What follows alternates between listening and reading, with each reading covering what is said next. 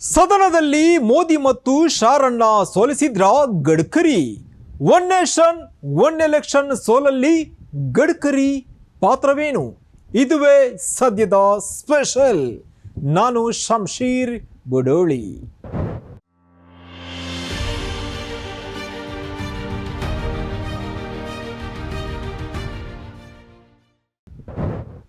ಒಂದು ದೇಶ ಒಂದು ಚುನಾವಣೆಯ ಬಿಲ್ ಸದನದಲ್ಲಿ ಮಂಡನೆ ಆಗಿಬಿಟ್ಟಿದೆ. NDA ಮೈತ್ರಿಕೂಟದ ಎಲ್ಲ ಸಂಸದರು ಸಂಸತ್ತಿನಲ್ಲಿ ಅಂದು ಹಾಜರಿರಬೇಕೆಂದು ಕೇಂದ್ರ ಸಚಿವ ಅಮಿತ್ ಶಾ ಫರ್ಮಾನು ಹೊರಡಿಸಿದರು.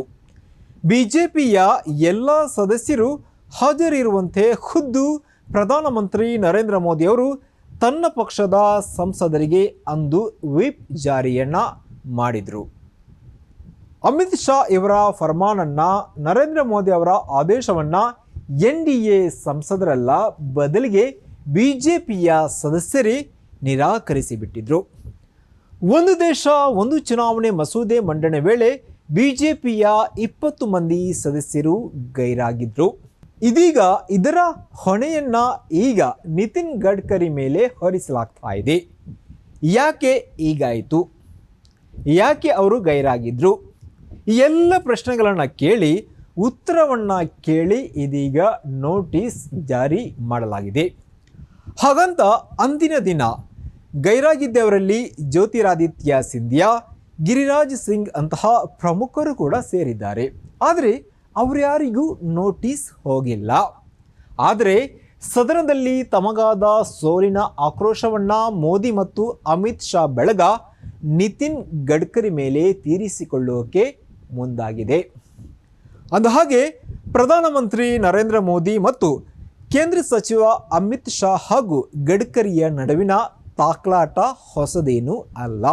ಈ ಹಿಂದೆ ಕೂಡ ಇಂತಹ ಘಟನೆ ನಡೆದಿತ್ತು. ನರೇಂದ್ರ ಮೋದಿ ಅವರು ಬಂದಾಗ ಗಡ್ಕರಿ ನಮಸ್ಕರಿಸಿಲ್ಲ.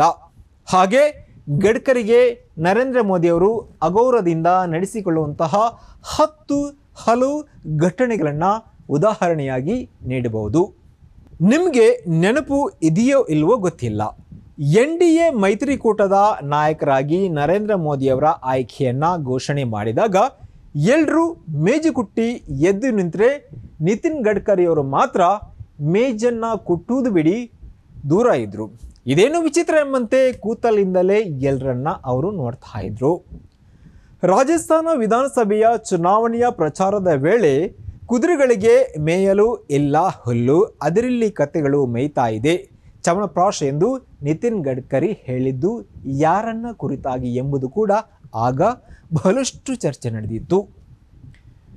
ಇನ್ನು ಕಳೆದ ಲೋಕಸಭಾ ಚುನಾವಣೆಯ ಮೊದಲು ಪ್ರಧಾನಿಯಾಗುವಂತಹ ಸಂಭಾವನೀಯ ಬಿಜೆಪಿ ನಾಯಕರ ಪಟ್ಟಿಯಲ್ಲಿ ನಿತಿನ್ ಗಡ್ಕರಿ ಇವರ ಹೆಸರು ಕೂಡ ಇತ್ತು. ಇನ್ನೇನು ಸರ್ಕಾರ ರಚನೆ ಆಗ್ತಾ ಇದೆ ಅಂತಾಗ ನಿತಿನ್ ಗಡ್ಕರಿ ಇವರಿಗೆ ಗೃಹ ಖಾತೆಯಂತಹ ದೊಡ್ಡ ಹುದ್ದೆಯನ್ನು, ಅಂದರೆ ಪ್ರಮುಖ ಹುದ್ದೆಯನ್ನು ಕೊಡಬಹುದು ಎಂಬಂತಹ ನಿರೀಕ್ಷೆ ಇತ್ತು. ಆದರೆ ಅದ್ಯಾವುದು ಆಗಲೇ ಇಲ್ಲ. ಇದೆಲ್ಲವನ್ನ ನೋಡಿದಂತಹ ನಿತಿನ್ ಗಡ್ಕರಿ ಇದಕ್ಕೆಲ್ಲ ಪ್ರತೀಕಾರ ತೀರಿಸಲು ಕಾಯ್ತಾ ಇದ್ರು. ಒಂದು ದೇಶ ಒಂದು ಚುನಾವಣೆಯ ಮಸೂದೆ ಮಂಡನೆಯ ಸಮಯವನ್ನು ನರೇಂದ್ರ ಮೋದಿ ಮತ್ತು ಅಮಿತ್ ಶಾ ಇವರಿಗೆ ಗುದ್ದು ನೀಡೋಕೆ ಬಳಸಿಕೊಂಡರು ಎಂಬುದು ಈಗ ನಡೀತಾ ಇರುವಂತಹ ಚರ್ಚೆ. ಆದರೆ ಅಮಿತ್ ಶಾ ಇವರ ಈ ಪಾಳಯದಲ್ಲಿ BS ಯಡಿಯೂರಪ್ಪ ಇವರ ಪುತ್ರ ಹೇಗೆ ಸೇರಿಕೊಂಡ್ರು? ಮಸೂದೆ ಮಂಡನೆಯ ವೇಳೆ ವಿ ಸೋಮಣ್ಣ ಕೂಡ ಅಲ್ಲಿ ಇರಲಿಲ್ಲ. ಇವರು ಯಾರಿಗೂ ಸಿಗದಂತಹ ಸೂಕ್ತ ಕ್ರಮದ ಎಚ್ಚರಿಕೆ ಇದೀಗ ನಿತಿನ್ ಗಡ್ಕರಿ ಇವರಿಗೆ ಕೊಡಲಾಗಿದೆ.